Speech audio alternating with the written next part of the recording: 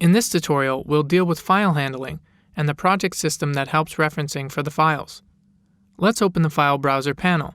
Here on the left side, we already see the project section listing the project folders. What are these project folders? They are specially handled privileged folders on our drive that can be used to store our distinct project materials. We'll discuss their exact location on the disk a bit later. Of course, the system provides access to any folders on any drives directly. So what is the advantage of thinking in privileged project folders? To exemplify this, I'll load a texture from the Common Projects Tutorials folder. Let's choose this carpet texture. But of course, we must have a compound to drop the texture into, so I create an empty one. Upon dropping the texture, an image module is created, which has a reference to the file I dropped, namely in its image file property. Here we can see the path of the texture file, and this is what I want to show you. We can see immediately that this is not a standard path format. It begins with a project name in square brackets, in this case, common, then continues with a colon, and the relative path of the file within the project. This means that we can specify a file location, referring directly to a project folder. This can be very advantageous. For example, suppose we create a compound that refers to files located in another project. It can be the common, which contains commonly usable files for everyone, but can be a project containing third-party visual elements. In this case, we can share our compound with all other users that also have this third-party project installed, without worrying about the exact location of the project on their drives, since the system will find the referred files by the project name itself. Where is the actual location of these project folders? We can specify it ourselves. We have to provide one or more so-called project root folders, and simply all the subfolders of these roots will be considered as project folders by the system. The first occasion we can specify a root is the installation of the Aximmetry software itself. First, the installer asks for the location of the software. Then the next page is what we're interested in. Here we can choose an arbitrary folder, or we can leave the default, which is a subfolder under our Personal Documents folder. So, if after the installation we go into the Documents folder, then into Aximmetry, we can see a folder named Projects. Its subfolders are the ones considered to be the project folders by the system. This location can be modified at any time. When starting the composer, in the startup configuration, we have a Preferences section and a project root folders list within it. The fact that it is plural is not accidental here, since the system can gather the project folders from multiple root locations if necessary. Let's add another root. For example, create a folder named Axi-Projects on drive C. Then select it. And we can see that it is added to the root folder list. This means that the system will gather all the subfolders from the original default location and from the new folder we've created as well, and will display them as project folders. For the sake of demonstration, let's create a couple of subfolders under Axi-Projects. Make them Test1 and Test2. If we now start the composer, we can see these folders listed among the projects. Of course, we can create new project folders from Aximmetry as well. Let's right-click on the project list, then choose New Project. If we have multiple root folders, we are offered a list from them, so that we can choose the one where we want to create the new project. Let's select Axi-Projects, then name the new project Test3. If we return to Explorer, we can see that the Test3 folder has been created within the Axi-Projects root. We can see the advantages easily. The compound located in various projects can refer to files from other projects without the need to know the exact absolute location of these folders. What's more, later we can relocate these projects to another drive. For example, we can move the Test1 and Test2 projects to another root folder while leaving Test3 at its current location. The references to these projects won't break at all. Having clarified the nature of the project folders, we can step forward to the discussion of the file browser operations. First of all, how can we find a specific file? If we know its exact location, we can step through the folder hierarchy as usual to reach it. For example, let's load a tutorial compound from the Common Project. Let's enter the tutorial subfolder with a double click. Then the Getting Started, and select the 3D tutorial and load it with a double click.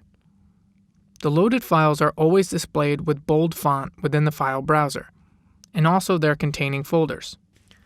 If we step through again, starting from the Common folder, we can see that Common itself is displayed with bold, and also each subfolder that contains the loaded file. Each folder we loaded something from or saved something into is added to the Recent section here. So, it's basically the list of the recently used folders, sorted by the access time in descending order. With a simple click, we can return to these folders. We can remove the items no longer needed from here using the context menu. Besides the recent folders, we can easily access the recently loaded document files as well. For that, here is the Recent button on the toolbar that opens the recent document list, also in descending time order. From here, we can easily reopen the latest compound, for example. The frequently used folders can be marked as favorites. If I enter a folder, for example, our Getting Started one, I simply click the star button here, and the folder is added to the Favorites section. Clicking the star again removes the folder from the list. Let's add a couple of other folders. For example, the folder containing the standard shaders is usually a frequently used one. Let's enter the folder. It's important to note that we must enter it. It's not enough to select its name on the previous level, and then we can mark it with the star. Let's choose a folder among the texture ones as well, for example, the test.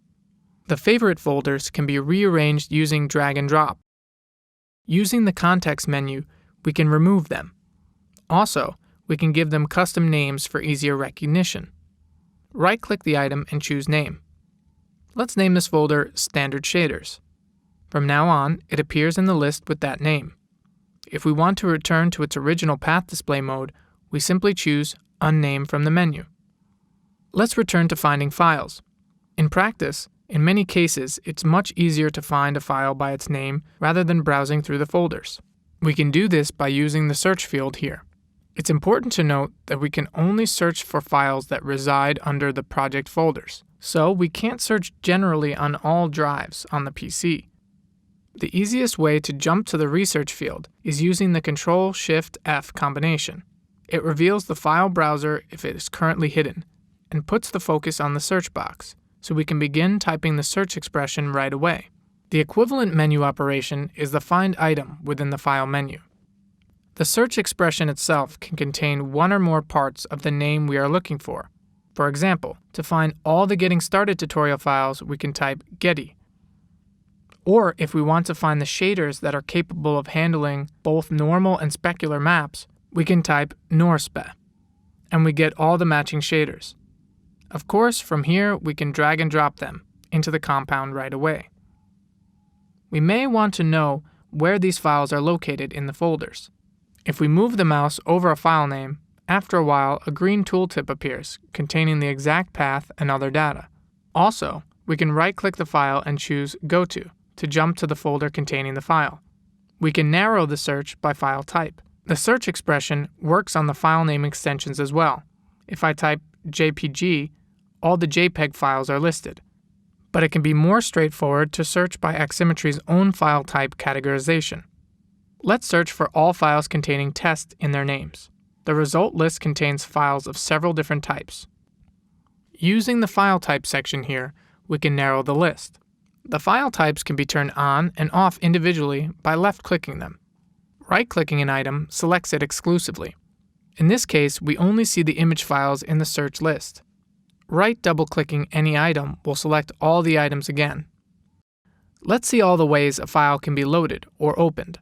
If it's a document file, for example a compound, it can be opened in a way we've seen before, by double-clicking on the file.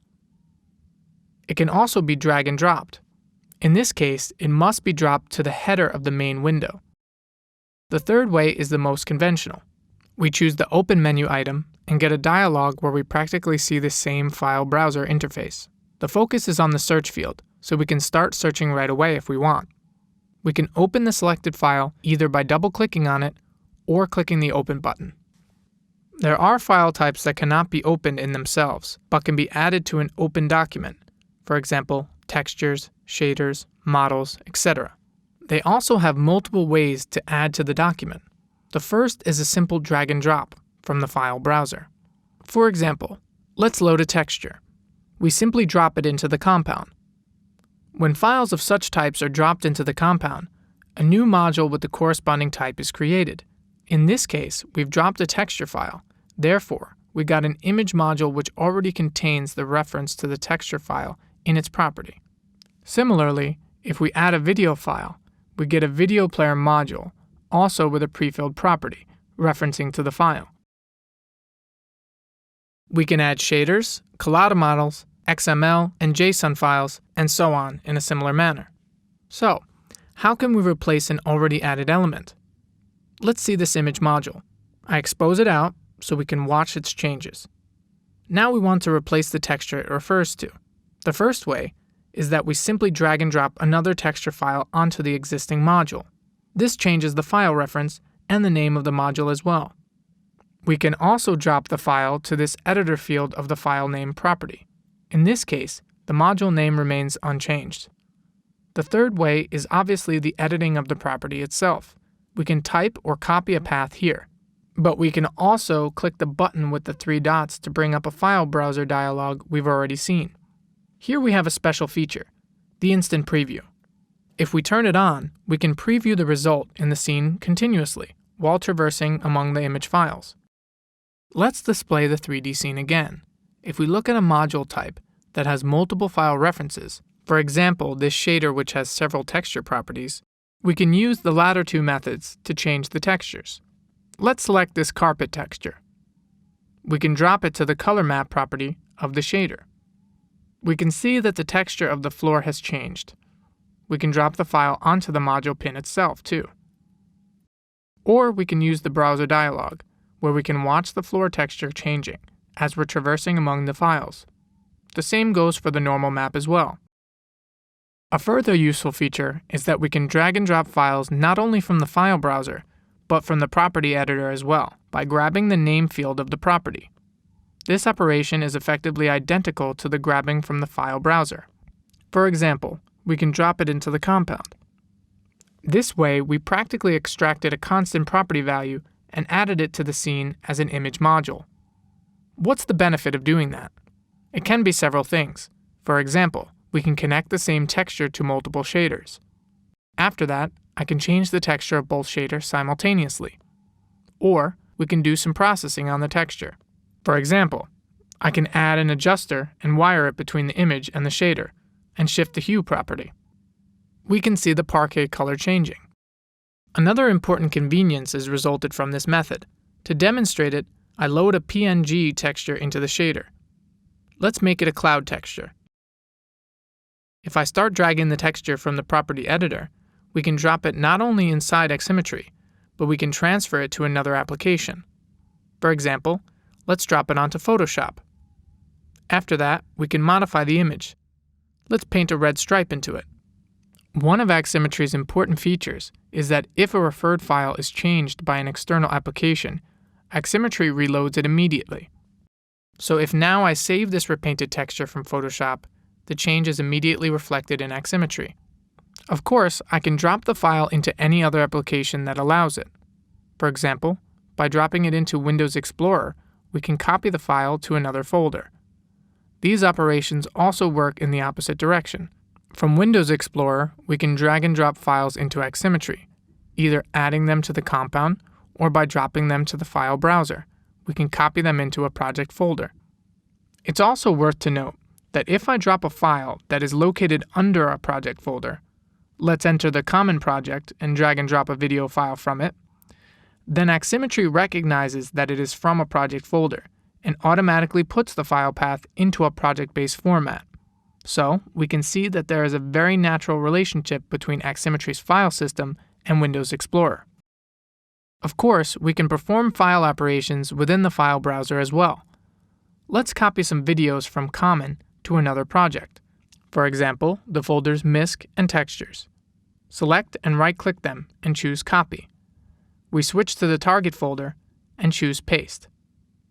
Thus, the copy operation is performed. There is another way to load files I haven't mentioned yet. If you don't like the drag and drop method from the side file browser, but prefer the traditional open dialog way, you can use it as well. Right-click on an empty area and choose Import File. Or you can simply use the Alt-Insert shortcut. The usual file selector dialog comes up. Let's find, for example, our parquet texture and open it. An image module is added to the compound as before. Replacing the texture also can be done with the Open Dialog method. We've seen this before, using the pin values editor. But we can also bring up the dialog by a simple double-click on the module. And in this case, we can select between textures. This method can be used on other module types that hold a file path, for example, video player. Let's talk about the shaders a bit. Here, the drag and drop method also works. If we want to change the shader type, we can simply drop another shader file onto the module. This time, I replace my norm shader with a flat shader. During this operation, the system tries to carry as many property values as it can into the new shader. It matches them considering their name and type.